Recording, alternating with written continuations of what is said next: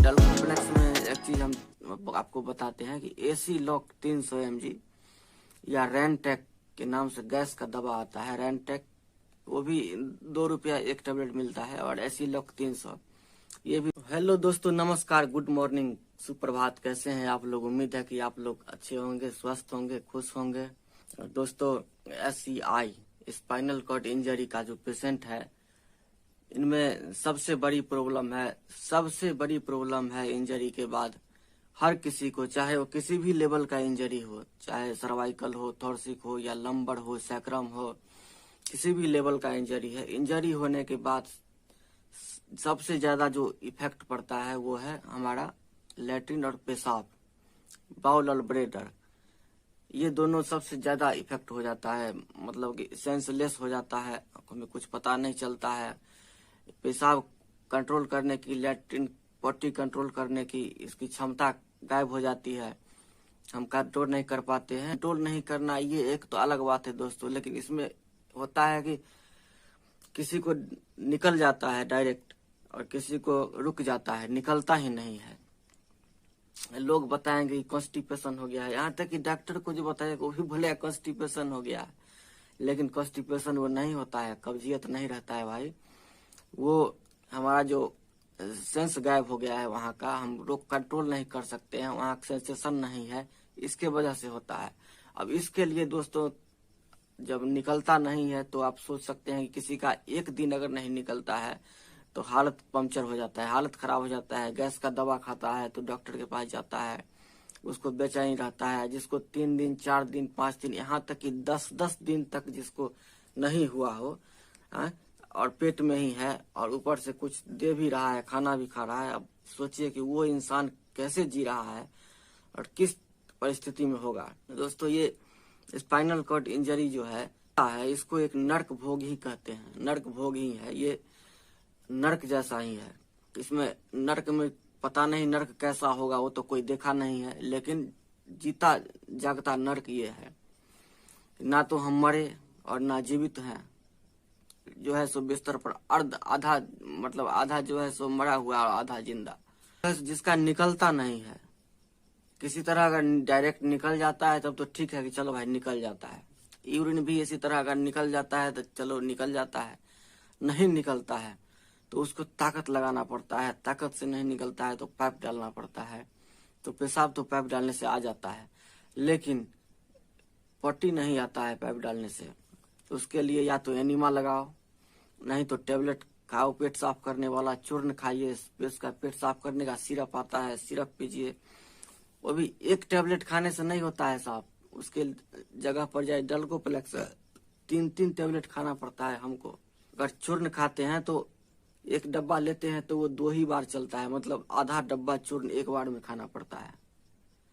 एक क्रेमापिन सिरप लिए थे तो वो लगभग रखिए कि हम आधा से थोड़ा कम हम पी गए थे एक ही दिन में, और तब भी ठीक से क्लियर नहीं हुआ।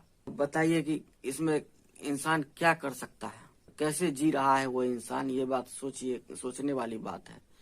ये कैसी जिंदगी होती है? कई दोस्त हमें बताए हैं कमेंट में कि मतलब हमको जो है सो आधा बोतल सिरप पीना पड़ता है, ज्यादा दवा खाना पड़ता है, ज्यादा चूर्ण खाना पड़ता है। दोस्तों, ये हमें भी करना पड़ता है। लेकिन दोस्तों, डलकोफ्लेक्स जो है, डलकोफ्लेक्स में एक चीज हम आपको बताते हैं कि एसी लॉक 300 mg या रेनटेक के नाम से गैस का दवा आता है। रेनटेक वो भी 2 रुपया एक टेबलेट मिलता है और एसी लॉक 300 ये भी 2 रुपया का एक टेबलेट मिलता है। तो 3 टेबलेट डलकोफ्लेक्स और 1 टेबलेट एसी लॉक 300 हम खाते हैं तो हमको सुबह में अच्छा तरह क्लियर कर देता है। डलकोफ्लेक्स के साथ एसी लॉक खाने पर बहुत जल्दी क्लियर कर देता है। डलकोफ्लेक्स के साथ कांटेक्ट नहीं करता है, ये उसको मदद करता है, पेट मल को घुलाने में और साफ करने में उसको मदद करता है एसी लॉक। तो आप लोग भी यदि लेते हैं टेबलेट, अगर ज्यादा मात्रा में लेते हैं तो अगर 2 टेबलेट के साथ भी पहले कम खाइए, धीरे धीरे जो है सो वो दवा जो है सो डोज बढ़ाने को कहता है, तो धीरे धीरे डोज बढ़ता है। और साथ में ये एसी लॉक लेते हैं यदि तो थोड़ा जल्दी साफ कर देता है। इसी तरह चूर्ण है, कई कई तरह का चूर्ण है, पेट सफा आता है, ये कायम चूर्ण हो गया या हिंगवाष्टक चूर्ण है। बहुत सारा ऐसा चूर्ण है जो कि खाने पर पेट साफ होता है। तो लगभग आधा आधा डब्बा चूर्ण एक बार में फाँक जाते हैं, और फाँकने के बाद डल को ये पेट सफा जो है सो लेने के बाद आपको आंत में सूजन भी कर देता है। अगर ज्यादा ले लिए हैं तो आंत में सूजन भी कर देता है। कम प्रेशर पर निकलता नहीं है, इसके लिए प्रेशर पूरा मल साफ हो जाए इसके लिए ज्यादा दवा खाना पड़ता है, और दवा खाने के बाद प्रेशर बढ़ता है तो उसके साथ परेशानी भी होता है। बाथरूम तब तक पता चलता है कि रास्ते में ही निकल गया। इसी को लेकर के मजबूर होता है स्पाइनल कॉर्ड इंजरी का पेशेंट, नहीं तो व्हील चेयर पर भी जिंदगी बहुत अच्छा से कट जाता है। बहुतों लोग हैं जो व्हील चेयर पर जिंदगी काट लिए हैं और बहुत अच्छे से जिए हैं, और उस पर व्हील चेयर पर भी बैठकर भी कोई बिजनेस कर सकता है, कोई काम धंधा कर सकता है लोग। लेकिन सबसे बड़ी प्रॉब्लम है यही यूरिन और पॉटी अनकंट्रोल होना, बाउल ब्लेडर अनकंट्रोल, ये दोनों काबू में नहीं है। इसलिए कहीं न आ सकते हैं, न कहीं जा सकते हैं, न कहीं कोई रिश्तेदार के पास जा सकते हैं।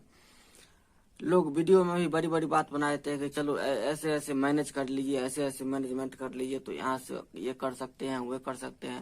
ये भाई मुंह से बोलना बड़ा आसान है, जितना आसान लगता है मुंह से बोलना उतना आसान यदि करना होता तो फिर क्या बात रहता। चाहकर भी कहीं नहीं जा सकते हैं, न कहीं टिक सकते हैं रात भर। अगर कहीं जाते भी हैं तो शाम को घर आना पड़ता है, क्योंकि हम कहीं रहने लायक हैं नहीं। अगर कहीं ऑफिस दफ्तर भी जाते हैं तो उसके लिए सोच समझ कर जाना पड़ता है कि पानी कम पिएंगे, और बहुत पहले से जो है सो पेशाब उसाब करके क्लीन रहना पड़ता है। यहाँ तक एक्सरसाइज करने के लिए भी पानी कम पीते हैं, और यूरिन जो है सो साफ करके तब एक्सरसाइज करते हैं, नहीं तो पता चलता है कि पैंट और बिस्तर दोनों गीला हो गया। तो दोस्तों फिलहाल आज इतना ही, मिलते हैं फिर अगले वीडियो में। तब तक के लिए जय श्री राम, प्रणाम।